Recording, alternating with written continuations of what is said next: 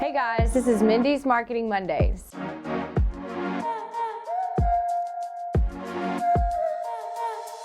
Hey guys, welcome back to Mindy's Marketing Mondays, where I talk about advertising and marketing tips and tricks and just general advice to help you grow your online presence. So I want to talk about cookies, and it's not the type that you actually eat. If you've ever visited a website, you've definitely been asked before in the past if you either accept or decline for the cookies to be collected on the website. So what this actually is this is an actual business or brand basically getting permission from you to collect your information while on their website. So when you go to their website and there's certain things that you do, whether it's reading a blog or trying to learn about services or trying to book an appointment, basically, they are tracking your journey through their website to learn more about you as a person and also to learn about how to market to you as a person. They can also collect several different things about your behavior while on the website. And a lot of people can actually take that information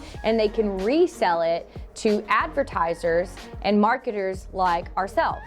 Why do they exist? This is obviously so they can take that information and better learn how to sell you a product. So if I know exactly what you want as a person, it's gonna make it a lot easier for me as a business owner to know exactly how to speak to you and to get you to buy the things that I want. Let's say that I'm a yoga instructor and I go to my yoga building 5 days a week. I frequent Starbucks in the morning to get coffee, and I also go to Whole Foods to buy my organic groceries.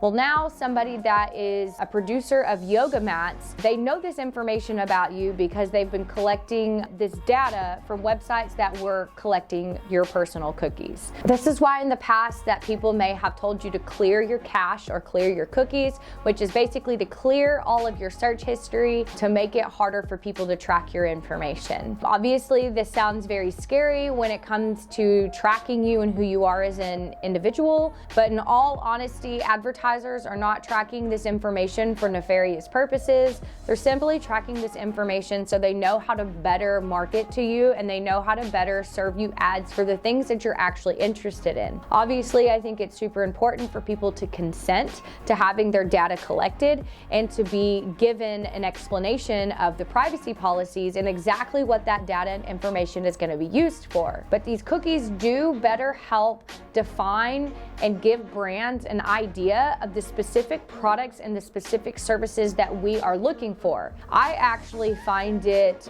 better to get ads for the things that I'm actually interested in. I've noticed that when I search for different things on different platforms and different shopping networks, that I will start to get tailored ads that are similar to the things that I was looking for. And sometimes I tend to get a tailored ad for the exact thing that I was looking for, but maybe I wasn't able to find it on the other website. So I actually appreciate this type of advertising because I like to get ads for things that are actually about me and things that I'm actually looking for versus a ton of ads for things that I really honestly am not interested in purchasing or things that don't pertain to me as an individual. The reality of the situation is that advertising is not gonna go away. It'll never disappear because we need advertising in order for our businesses to generate income. It takes much more than having an idea and creating a business to actually create a profit. People have to know, one, that your business exists, and two,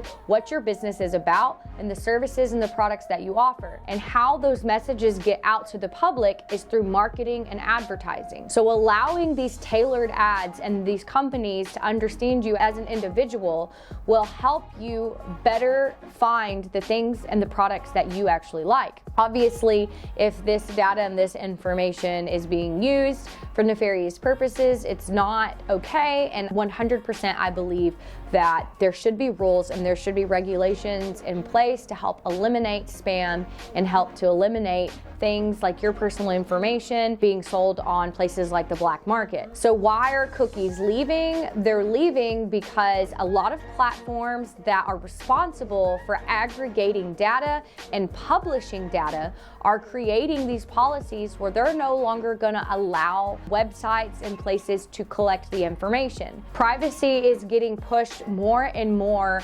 across the world, and not just amongst individuals, but governments are starting to take notice as well. This is why you'll often see people like Mark Zuckerberg in front of a panel of congressmen and senators, because they have questions about the way that Facebook is running their operations and how they are able to collect data on people. Data is currently more valuable than oil because it's literally everything who we are as individuals. If you can read inside the minds of a person, that is a superpower. That is something that you are able to use to benefit if we understand people's internal dialogue and who they are as people. So it is scary, and it's definitely something that should be handled with care, and obviously that should be fully transparent. And Facebook has often been found not being transparent with this information, and they definitely are a part of what we call a duopoly with Google. So this is as simply put that they are two major brands that own a massive amount of the data that is put out there, but they own all the data. They do not actually allow this information to leave their platform. So if you want to basically serve an AdWords campaign on Google, you're gonna have to buy that through Google. If you want to serve an ad within the Facebook platform, you have to buy that with Facebook, because they want to control and own that information. Now, of course, programmatic, which we've talked about before, is basically, or it is that exact same concept, except it's everywhere and anywhere on the internet or anything that has an internet connection. This is a very much so an open market or an open exchange place, anywhere that the inventory is sold. So they're obviously cracking down on how people are able to track this information. iPhone, actually, Apple released an update that showed, or that asked its users to either opt in or opt out of having their data collected. So when you go onto apps now, you'll notice that apps will get creative in how they ask you if they can collect your information. One that I recently saw that I found very interesting was I went onto an app and they were offering to apply for a credit card. So I decided I was going to apply for the credit card because it came with some discounts. So when I went to apply for the credit card, at the end before I clicked apply, it asked me to check the box to allow them to collect my information so they could better serve me and my needs. And if I clicked the box, that I would have a higher chance of getting a higher credit limit. So this was a creative way of that brand telling me, if you allow us to track your information, I will give you more of a credit availability on your credit card.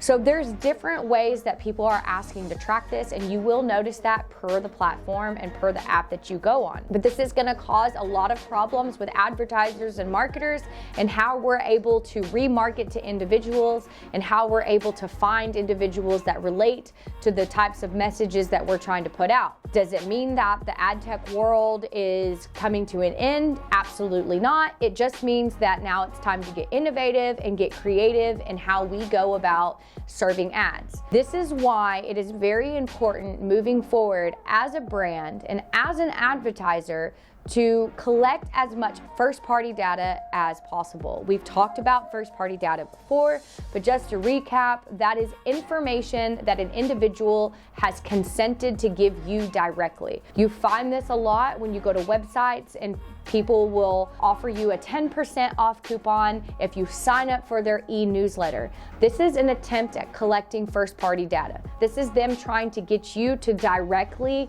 give them your information, and you are consenting to it. This is obviously the best way to collect information and the most ethical, and also it is going to be the most profitable route to getting those conversions, because when people directly give you that consent, they're more likely to be your loyal customer base. So how do we move forward? The answer is simple. Try to create as many first-party data campaigns as possible to get people to signing up for your loyalty programs, your rewards programs. Get as much personal information you can from individuals with their direct consent, and just make sure that any place that you're advertising, especially your website, that you have a privacy policy in place, letting people know that you are respecting them and their right to choose whether or not they want their information to be collected. There's no real easy way to explain how cookies work. So if you have any more questions about this and you want to learn more about how this process works or how to move forward and collect first-party data,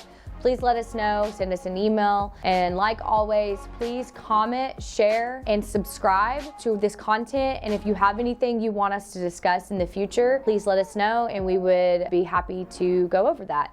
Thanks.